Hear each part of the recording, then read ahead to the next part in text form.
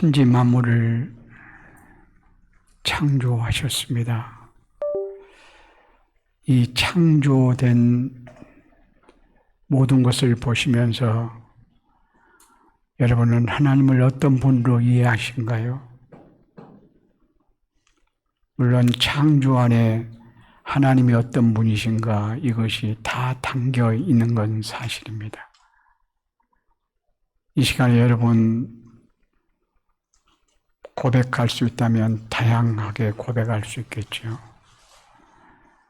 천지 만물 없는 것 가운데 있게 하셨다.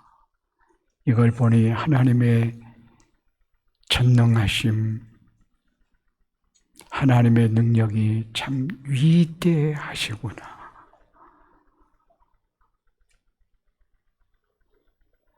그런가 하면 하나님의 지혜로우심이 탁월하시구나. 하나님이 참 좋으신 하나님이시네. 하나님이 선하시네. 참 아름다우신 분이시구나. 하나님은 참 사랑이시라. 하나님은 사랑이시다. 하나님은 사랑이시다. 이렇게 입만 열면 고백했던 예수님의 제자가 누구죠? 사도 요한이에요. 사도 요한은 입만 열면 예수 그리스도의 사랑이 생각나. 하나님은 사랑이시다. 하나님은 사랑이시다.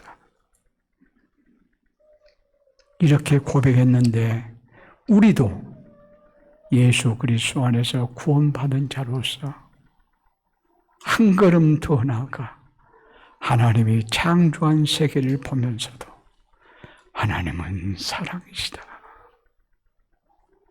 이걸 느낄 수 있으면 참 좋겠어요. 우리 모두 다 성숙한 하나님의 사람이 되고 싶어 해요. 신령한 하나님의 사람이 되고 싶어 해요.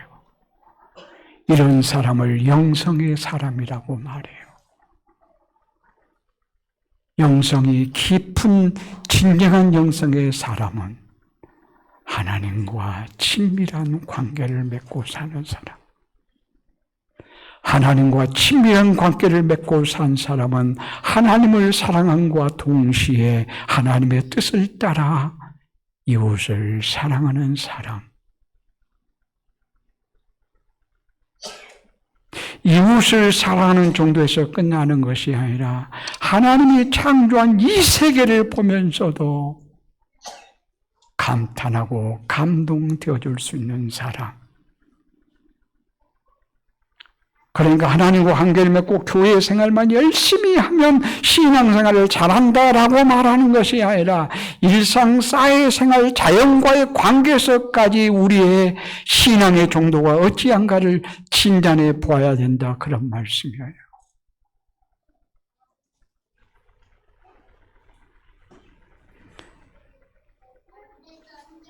자연 만물을 보면서 탁월하게 고백했던 우리의 신앙의 선배가 있으니 그는 바로 다윗이었어요. 다윗이 시편 19편 1절 말씀을 보면 이렇게 고백해요. 하늘이 하나님의 영광을 선포하고 그의 손으로 하신 일을 나타내는도다. 얼마나 멋져요. 하늘을 보면서 하나님의 영광을 선포하고 있네. 하나님을 드러내고 있네. 하나님이 나타내신 것을 하나님이 말씀하시구나. 그런가 하면 다윗은 시편 8편 1절 말씀을 보면 여호와 우리 주여 주의 이름이 온 땅에 어찌 그리 아름다운지요. 주의 영광이 하늘에 덮었나이다. 너무 멋지지 않습니까?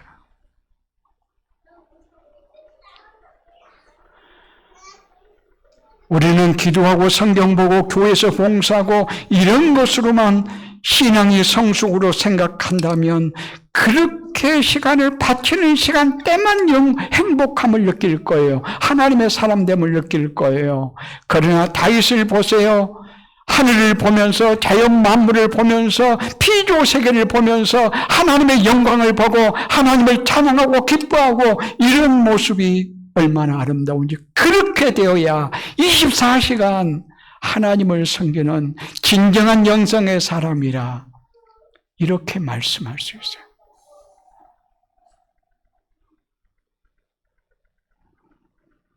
그러니까 하나님을 그리스도 안에서 우리를 구속하신 구속주로만 보는 것이 아니라 천지 만물을 창조하신 창조주 하나님이심을 고백하고 실제 경험하고 살아야 된다, 그런 말씀이에요. 이게 신앙 성숙한 자의 모습이에요. 그런 의미에서 복음적인 사명만 있을 뿐만 아니라 문화적인 사명까지 우리는 함께 가지고 있어요. 참 우리 얼마나 멋져요.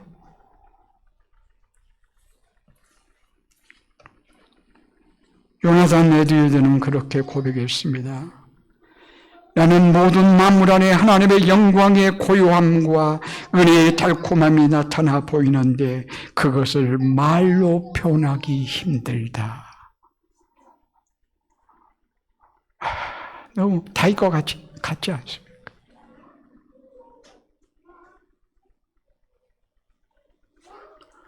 봄, 여름, 가을, 겨울 4계절을 우리가 경험하면서요, 각 계절의 절정에 이를 때요, 우리는 하나님의 사랑을 또한 깨달아요.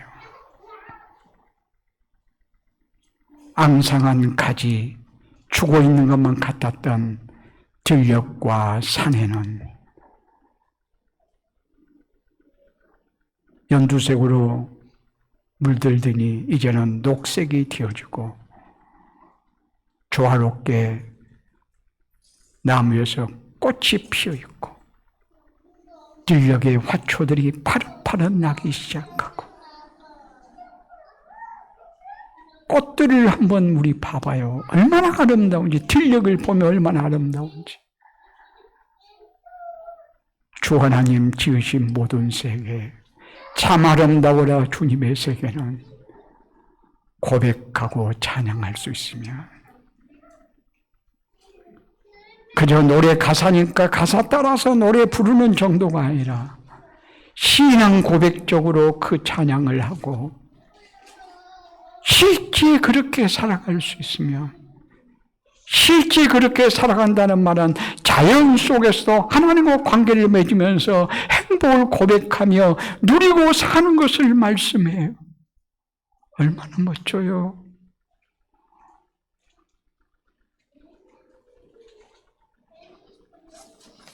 오늘은 자연 속에서, 그러니까 하나님이 창조한 창조세계에서 하나님이 사랑이시다, 이 사실을 발견하고 싶습니다.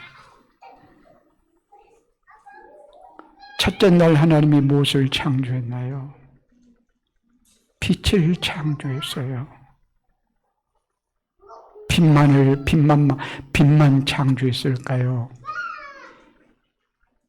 1장 5절 말씀 보면 이렇게 말씀해요. 하나님이 빛을 낮이라 부르시고 어둠을 밤이라 부르시니라. 저녁이 되고 아침이 되니 이는 첫째 날이니라. 하나님이 빛을 만드시고 빛은 낮이라, 어둠은 밤이라.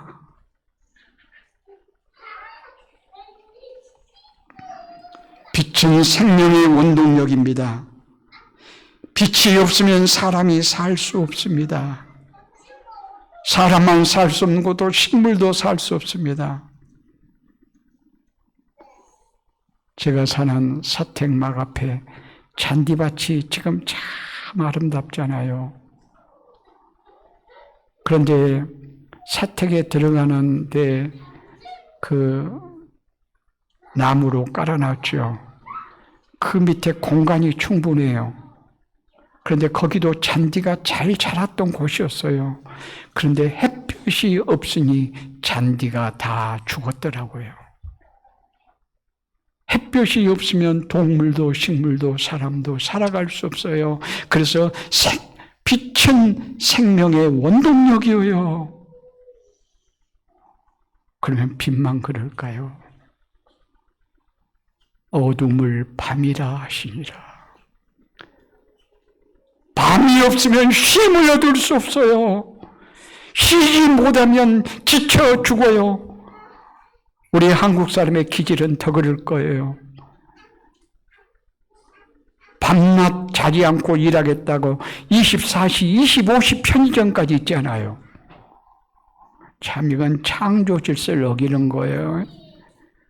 돈을 위해서 죄를 범하고 있는 거예요. 제가 이스라엘로에서 로마, 이탈리아를 갔었어요.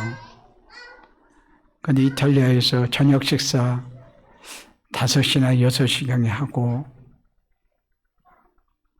호텔로 들어왔어요. 근데 호텔에 들어와서 호텔 안에 쇼핑하는 데가 좀 있어서 하려고 그랬더니 한 7시쯤 됐을 거예요. 7시쯤. 문을 닫는데요, 가게 문을. 왜요? 그래, 가게 문을 닫는 시간이요. 그래요. 그리고 시내에서 어느 목사님 부부가 자기들은 야경 좀 구경하고 조금 늦게 들어왔다고 멈췄어요. 그래, 안 들어왔어요. 그런데 7시경에 문을 닫는데요. 호텔에 쇼핑할 수 있는 곳에 문을 닫아요. 그리고 그 시내에서 좀 있다 온다고 하는 목사님도 곧바로 택시 타고 들어왔어요. 왜요? 문을 가게가 다 닫으니까. 이게 어찌 보면 창조 질서라고 말할 수 있어요. 제가 여기 와서요, 어느 날 과역의 한 저녁 겨울 같아요. 저녁 7시, 7시나 7시 반쯤 된 것 같아요. 가게 다 문 닫았대요. 가게 다 문 닫았어요. 아니, 과역도 시골 같아요. 그래서 나는, 이야, 이게 좋은 현상이다. 아름다운 현상이다. 이건 시골에 산 사람들의 복이다. 긍정적으로 생각을 하게 되었어요. 우리가 밤에 쉼을 얻지 못하면 한국 사람의 기질상도 밤낮을 모르고 일하는 기질상도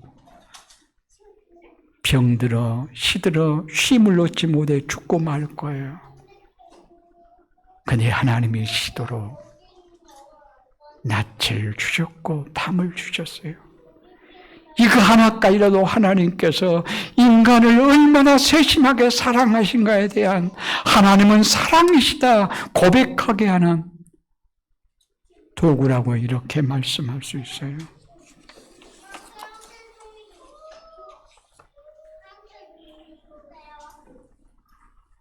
그 다음에 둘째 날 하늘과 하늘의 물들을 하나님이 창조하셨어요.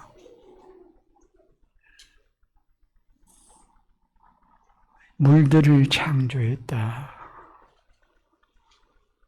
물이 얼마나 중요한 줄 압니까? 사람의 몸에 물이 70%가 있다면서요? 5%만 빠져나가도 죽는다면서요? 조금만 1%, 2%만 부족해도 가람을 느껴요. 목마르네, 먹고 싶네. 먹고 물을 마시고 싶네. 이것은 살아있다는 증거예요. 살 수 있다는 증거예요. 근데 물도 마시고 싶지도 않네? 지금 물이 3%, 4% 빠져 들어가고 있는데도 물을 마시고 싶지 않대요. 그 사람은 곧 죽을 사람이에요. 그래서 사막에서 군인이 수통을 차고 수통에 물이 있는데 죽었대요. 그것은 몸은 지금 가라앉은 상태인데, 물을 필요로 하는 상태인데, 물 마시고 싶은 마음까지 상실돼 버린 거예요. 그러면 죽어요. 하나님이 물을 만드셨어요. 우리는 수도꼭지 틀면 물이 나오고 언제든지 생수를 사 마실 수 있고, 그래서 감사가 많이 약해져요. 그래서 문화적인 혜택을 받을수록 정말 신실한 사람들은 하나님께 감사하고 하나님의 은혜임을 고백하고 하나님께 영광 돌리는데, 신앙이 연약한 사람은 자기 똑똑해서 자기 잘나서 자기가 문화를 개발해서 그런 줄 알고 착각하며 감사 없어요. 우리는 감사를 통해서 우리의 신앙의 정도를 살펴볼 수 있어요. 우리가 물 마실 수 있는 것, 창조주 하나님의 은혜예요. 하나님의 사랑이 그 속에 깃들어 있어요. 그 다음 셋째 날은 땅과 바다를 창조하셨어요.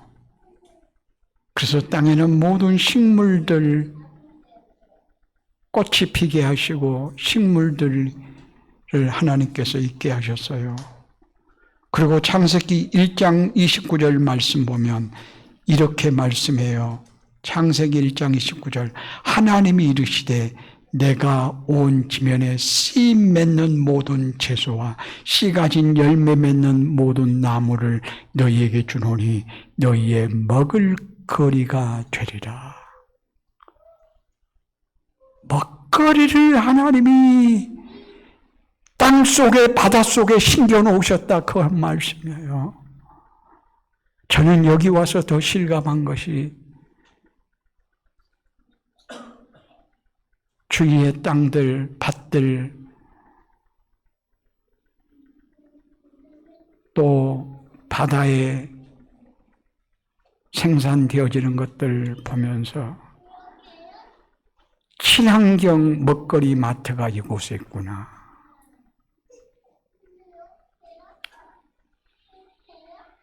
우리는 바다에서 다양한 파래부터 미역, 작은 고동 하나까지 하나님께서 우리의 먹거리를 심겨 놓으셨구나. 친환경 자연마트구나. 사람의 욕심 때문에 범죄해서 그렇지, 친환경적으로 농사를 하면 친환경 먹거리가 가득 차 있구나. 잡초 하나가 없을 만큼 그것 자체도 약초구나. 그래서 누군가 그렇게 말했어요. 잡초는 없다. 잡초는 필요 없는 것을 잡초라고 하잖아요. 필요 없는 것 없다. 그것 봐봐, 약초요. 참 의미 있는 말을 한 것 같아요.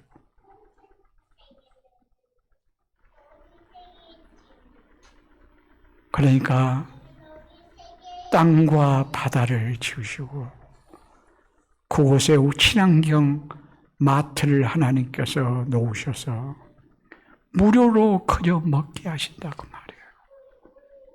무료로 먹게 하세요. 여기에서 하나님의 세심한 사랑을 느낄 수 있어요.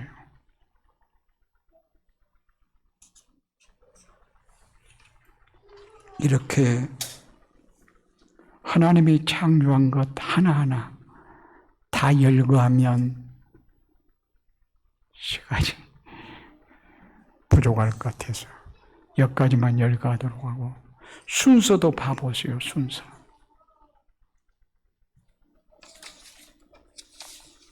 넷째 날 해와 달과 별을 창조하셨고, 다섯째 날은 바다의 물고기와 하늘의 각종 새들을 창조하셨고, 여섯째 날은 각종 육축과 기는 것과 짐승과 사람을 창조하셨다.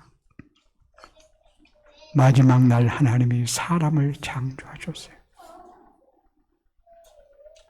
하늘을 만드시고 각종 새를 나르게 하시고 땅을 만드시고 각종 야채와 채소와 과일나무와 짐승들이 살게 하시고 바다를 만드시고 물고기를 그곳에 만드시고 그리고 마지막 날 마지막 순간 사람을 만드셨어요. 이 창조의 순서를 보아도 무엇을 할 수 있는가요? 원초적으로는 하나님 자신의 영광, 기쁨을 위함이지만 결국 이 일도 사람을 위한 일이었구나. 창조물 세계 하나하나를 보면서 하나님이 우리 사람을 위해서 이렇게 자연 만물을 질서롭게 만드셨네. 하나님의 사랑.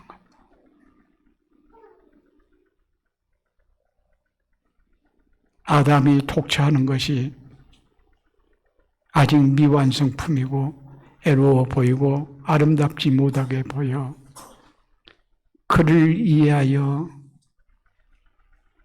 여자를 지으시고 여자를 하나님이 이끌어 오셔요. 아담에게. 하나님이 얼마나 자상하신가요? 하나님의 배려가 얼마나 뜨거운가요? 하나님이 다 만드시고 하나님이 이끌어 오신다니까요. 아담과 하와는 문화적인 사명을 감당해요. 문화적인 사명을 감당할 때도 기본적으로 하나님께서 어찌 하셨는가? 모든 동물들을 아담에게 이끌어 오셔요. 그러면 아담이 이름을 지어요. 지금 같으면 연구하고 실험하고 다양한 시간이 필요로 하겠지만 이름 하나 지으려고 해도 그렇잖아요. 그러나 그때 아담은 직관으로 하나님이 주신 탁월한 지성을 가지고 이름을 지어 그 이름으로 내일은 다스려요, 어거해요. 그래도 하나님께서 에덴 동산을 창설하셨어요. 창세기 2장 8절 말씀 한번 봐봐요.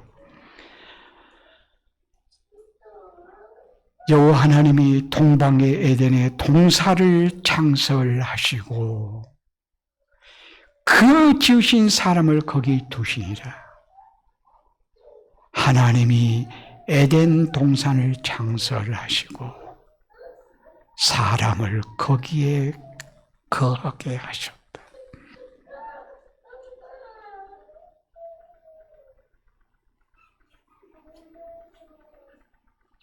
15절 말씀 한번 봐봐요. 오늘 본문의 말씀 15절. 2장 15절이요. 여호와 하나님이 그 사람을 이끌어 에덴 동산에 두어 그것을 경작하며 지키게 하시니라. 하나님께서 사람이 살아갈 수 있는 완벽한 환경을 만드시고 에덴을 만드시고 사람을 이끌어 그곳에 살게 하셨단 말이에요. 이 하나님의 사랑, 이 은혜.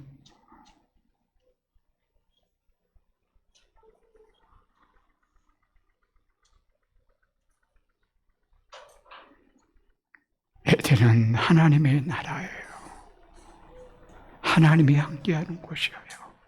천국이에요.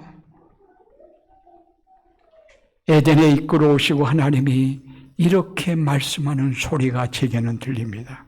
아담, 하와, 내가 너희들 위해서 천지 만물을 지었다. 너희들 여기서 풍성한 식탁을 내가 마련해 놓았으니 마음껏 먹고 행복하거라. 하나님이 이렇게 말씀하는 소리가 되게. 16절 봐봐요. 오늘 본문의 말씀. 여호와 하나님이 그 사람에게 명하여 이르시되 동상 각종 나무의 열매는 네가 임으로 먹되, 풍성한 식탁을 하나님이 친히 만드셨단 말이에요. 친히 만드셨어요. 그리고 너희들 임으로 먹어라. 마음대로 먹어라. 얼마나 하나님의 자상함, 비례가 묻어나는지.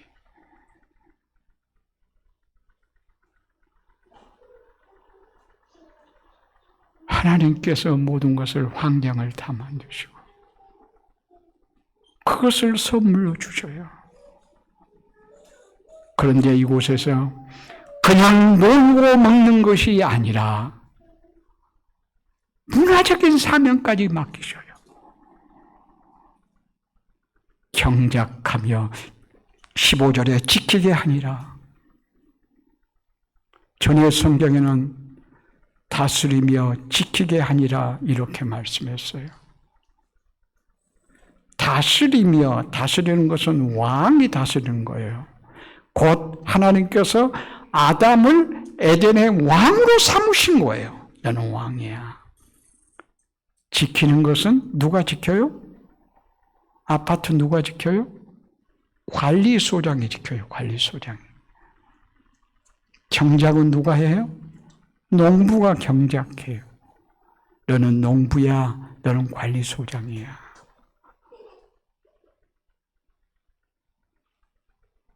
내가 식탁을 마련해 놓았으니 너는 풍성하게 먹되.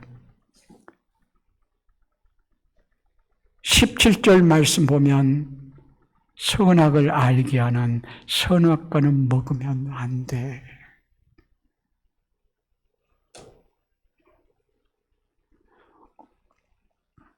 그러니까 아담은 무의도식하면서 그냥 놀고 먹고 그렇게 하는 존재로 지으신 것이 아니라 경작하고 지키게 함으로 말미암아 농부 되게 하셨다, 관리소장 되게 하셨다, 일하게 하셨다, 일하는 존재로 만드셨다라고 하는 사실을 말씀해요.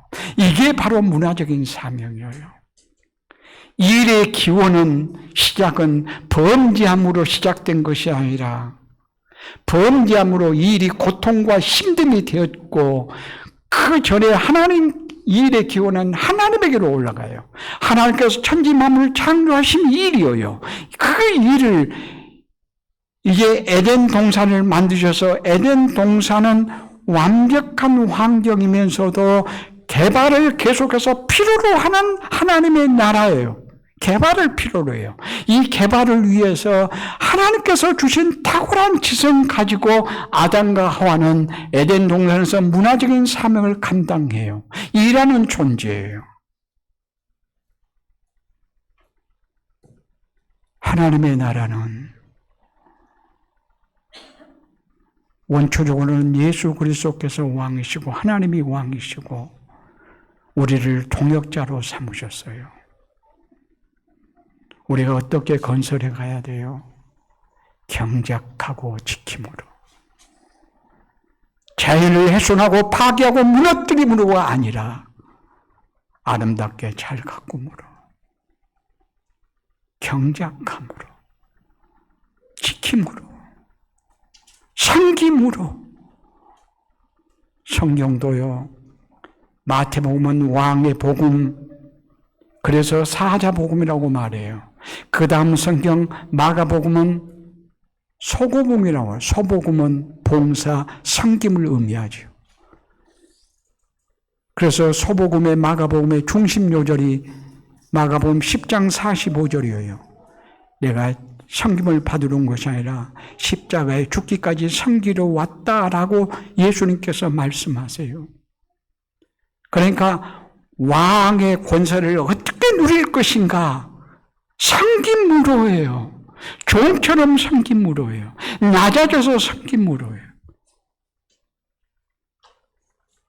그러니까 무엇인가 높은 자리에 있다. 이것은 무엇을 위해서 하나님이 주셨는가? 섬김을 위해서 주신 도구라. 이렇게 말씀할 수가 있어요. 무엇에 근거해서? 아담이 각종 과일나무와 채소를 먹으면서도 하나님의 뜻을 따라서 명령에 순종해서 하는 일이고, 무화과가 아니라 선악과를 볼 때마다 하나님이 먹지 말라 했다라고 하는 하나님의 말씀이 생각났어야 해요. 그러니까 문화적인 사명을 감당할 때 우리가 어떻게 무엇에 근거해서 해야 되는가? 하나님의 말씀의 빛 아래서, 하나님의 뜻 안에서 순종하는 태도로서 우리가 문화적인 사명을 감당한다, 그 말이에요. 너무 멋지지 않습니까? 너무 아름답지 않습니까? 우리가 이런 사명을 가지고 있어요. 우리가 이 사명을 신실하게 감당함으로 하나님께 상 받는 우리가 되되, 그래야 하기 위해서는 기쁨과 즐거움을 해야 돼요. 기쁨과 즐거움을 무엇에 근거해야 돼요? 창조 세계에도 하나님의 사랑이 묻어 있다. 이 사랑에 매어서 우리가 사명자로 살아가는 우리 모두가 되어줄 수 있기를 바랍니다. 기도하겠습니다.